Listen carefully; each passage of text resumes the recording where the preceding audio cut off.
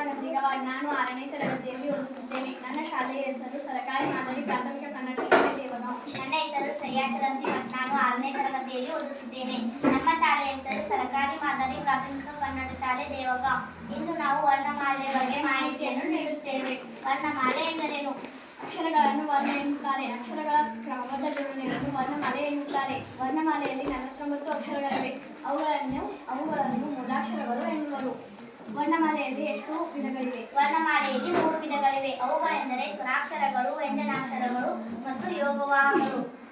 ಸ್ವರಾಕ್ಷರಗಳು ಎಂದರೇನು? ಸ್ವತಂತ್ರವಾಗಿ ಉಚ್ಚರಿಸಲ್ಪಡುವ ಅಕ್ಷರಗಳನ್ನು ಸ್ವರಾಕ್ಷರಗಳು ಎನ್ನುವರು. ಸ್ವರಾಕ್ಷರಗಳಲ್ಲಿ ಎಷ್ಟು ವಿಧಗಳು? ಸ್ವರಾಕ್ಷರಗಳಲ್ಲಿ 2 ವಿಧಗಳು, ಹ್ರಸ್ವಸ್ವರ ಮತ್ತು ದೀರ್ಘಸ್ವರ. ಹ್ರಸ್ವಸ್ವರ ಎಂದರೇನು?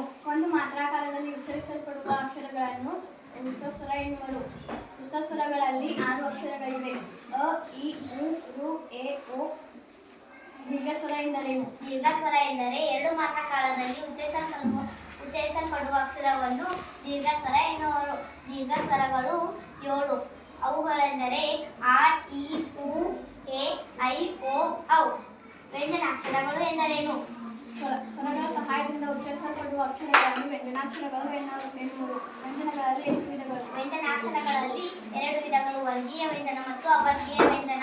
ವರ್ಗೀಯ ವ್ಯಂಜನ ಎಂದರೇನು? ವರ್ಗೀಯ ವ್ಯಂಜನ ಎಂದರೆ ಇವು ಉತ್ಪತ್ತಿಯಾಗುವ ಸ್ಥಾನಗಳಿಗೆ ಅನುಗುಣವಾಗಿ ವರ್ಗ ನೀಡುವುದರಿಂದ ವರ್ಗೀಯ ವ್ಯಂಜನ ಎನ್ನುವರು. ವರ್ಗೀಯ ವ್ಯಂಜನದಲ್ಲಿ ಎಷ್ಟು ವಿಧಗಳು? ವರ್ಗೀಯ ವ್ಯಂಜನದಲ್ಲಿ 3 ವಿಧಗಳು, ಅಲ್ಪಪ್ರಾಣ, ಮಹಾಪ್ರಾಣ ಮತ್ತು ಅನುನಾಸಿಕ.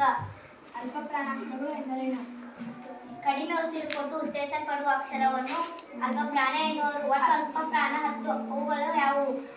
ಕ, ಗ, ಚ, ಜ, ಟ, ಡ, ತ, ದ, ಪ, ಬ. ಮಹಾಪ್ರಾಣ ಎಂದರೇನು? ಮಹಾಪ್ರಾಣ ಎಂದರೆ ಹೆಚ್ಚು ಉಸಿರು ಕೊಟ್ಟು ಉಚ್ಚರಿಸಲ್ಪಡುವ ಅಕ್ಷರವನ್ನು ಮಹಾಪ್ರಾಣ ಎನ್ನುವರು. ಒಟ್ಟು ಮಹಾಪ್ರಾಣ 10. ಅವು ಯಾವುವು?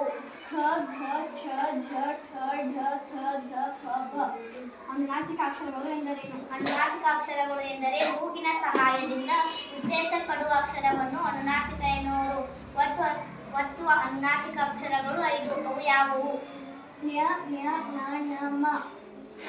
ಅವರ್ಗೀಯ ವ್ಯಂಜನ ಎಂದರೆ ಇವು ಉತ್ಪತ್ತಿಯಾಗುವ ಸ್ಥಾನಗಳು ಬೇರೆ ಬೇರೆಯಾಗಿರುವುದರಿಂದ ಇವುಗಳನ್ನು ಒಂದೇ ವರ್ಗದಲ್ಲಿ ಸೇರಿಸಿ ಹೇಳಲು ಬರುವುದಿಲ್ಲವಾದ್ದರಿಂದ ಇವುಗಳನ್ನು ಅವರ್ಗೀಯ ವ್ಯಂಜನಗಳು ಎನ್ನುವರು. ಯೋಗವಾಹ ಎಂದರೇನು? ಯೋಗವಾಹ ಎಂದರೆ ಜೊತೆಗೂಡಿ ಹೋಗುವ ಎಂದರ್ಥ. ಇವು ಯಾವುದಾದರೂ ಒಂದು ಸ್ವರಾಕ್ಷರದ ಜೊತೆಗೆ ಸೇರಿದರೆ ಮಾತ್ರ ಉಚ್ಚರಿಸಲು ಸಾಧ್ಯವಾಗುತ್ತದೆ. ಇದರಿಂದ ಇವುಗಳನ್ನು ಯೋಗವಾಹಗಳು ಎನ್ನುವರು. ಯೋಗವಾಹಗಳಲ್ಲಿ ಎಷ್ಟು ವಿಧಗಳು? ಯೋಗವಾಹಗಳಲ್ಲಿ 2 ವಿಧಗಳು, ಅನುಸ್ವಾರ, ಅಹ, ವಿಸರ್ಗ. ಧನ್ಯವಾದಗಳು.